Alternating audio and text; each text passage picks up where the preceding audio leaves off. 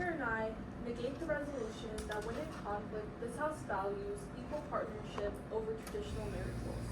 Our first contention states that roles should be dependent on the family, and roles should be dependent upon the situation. For example, parents with children that are young or with special needs have to stay home. They have no choice. And therefore, in these situations, equal partnership cannot be valued over traditional marriage roles. In these situations, either the father or the mother have to stay home, and therefore you're having these traditional marriage roles where both of the genders cannot be in a work environment. For example, many women in third world countries, or they don't have an educational background, are able to prioritize equal partnership over traditional marriage roles, because many workplaces, of course, as we know, they require a degree of some sort, at the minimum, a high school degree. And for example, immigrants, if there are immigrants that have immigrated to the U.S., many workplaces here require a high school degree from the U.S., and therefore it would be extremely expensive and extremely inconvenient for them to stop their life, leave their children, and get a degree, which would be extremely difficult. And therefore, in these situations, traditional marriage roles have to be prioritized over equal partnership. For example, an anecdote that I would like to share is when I was a child, I got sick very often. So my mom had to stay home. She had no choice. She had to prioritize my health over equal partnership. And this makes sense. And I would also like to add that children often form a stronger bond with their mothers. And this is scientifically proven in many situations. So we cannot always expect the father to stay home, because women are usually often taught at the young age to take care of their children and to take care of these roles and responsibilities, which, yes, is an issue in society. However, in this example, we cannot prioritize equal partnership, and therefore we would have to prioritize traditional marriage roles. Yes, I'll take your question. So when you bring up your mother taking care of you when you're sick, what does that necessarily have to do with traditional marriage roles compared to a mother just taking care of her sick child? In this role, my mom was not able to go to work and she had to stay home, whereas my dad worked because we had to have an income of some sort. Therefore, this is an example of a traditional marriage role. Now, my second contention moves on that traditional marriage roles can act as equal partnership. Many people think that stay-at-home moms don't do anything. However, they have so much on their plate. For the majority of my life, my mother was a stay-at-home mom, and she did not rest very often. She always had something to do in the house, whether that may be chores or whether that may be doing homework with me and my brother, or helping out my dad with something. She always had to do something. So therefore, these traditional marriage roles do act as equal partnership, whereas my dad was working hard and he was in a work environment which is equally as hard. Just because somebody is at home, that doesn't mean that they're lazy or they don't have responsibilities or they're not doing anything. They have plenty of things to do too.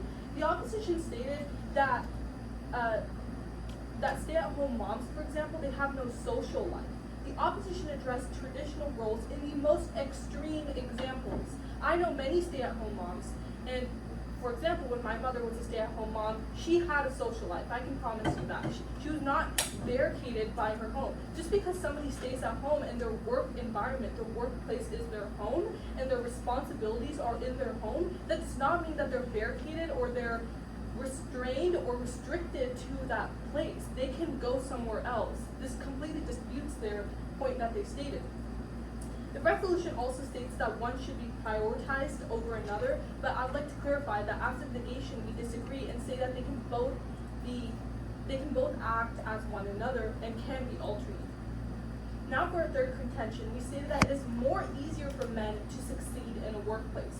For example, men don't have to deal with issues such as the wage gap or harassment, which women have to deal with, and men don't have to deal with that. Women are expected to do household chores after 8 to 9 hour workday. Therefore, this is not equal partnership. Sometimes when you have these equal partnership, there is no equal partnership after all. If a woman came home after a workday and her husband asks, what do we have for dinner? Why can't the husband make a dinner? This is not equal partnership, and therefore we're moving back into those traditional marriage roles within this equal partnership. Yes, I'll take your question. So by stating that you are moving back to traditional gender roles within these relationships, wouldn't you be agreeing with us that equal partnership should be valued over such?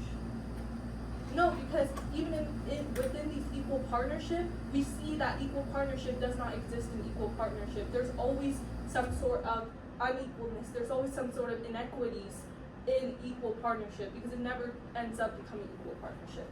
Alright. Additionally, men are more likely to get promotions in workplaces, and like I stated about the wage gap, a very common statistic is that every $1 a man makes, a woman only makes 75 cents, proving our point that there's a very clear wage gap, and there's also discrepancies in workplaces, and therefore it's easier for men to not have to deal with these issues, whereas women are much likely to deal with these issues. And yes, most of the root cause of these issues is sexism. However, until these issues are fixed, which we don't know when they will be, equal partnerships shouldn't be valued over traditional marriage roles. Yes, I'll take your question. You stated earlier that men have advantages in work. One such example you provide is that men don't have to deal with harassment. Are you saying that men aren't harassed in a workforce at all? No, I never stated that, but it's very clear and very often that women are more likely to be harassed in these places. Okay, I'm satisfied. Now on to the opposition's case. The opposition stated that traditional gender roles only benefits one gender. I disagree, and like as we stated in contention 1, this is dependent on the situation due to the situations of each family and the harsh situations, for example, faced by women in workplaces. This does not benefit one gender only. For example, if a woman is not able to go to this workplace and she's prioritizing the traditional marriage roles, it's not only benefiting her husband, but it's also benefiting herself because she doesn't have to deal with the harsh issues in the workplaces and she can stay comfortably in her own home. And like I stated before, the opposition stated that women that stay at home, they have no life. This is not true. Women that stay at home can definitely have a social life and they're not barricaded or restricted to their home.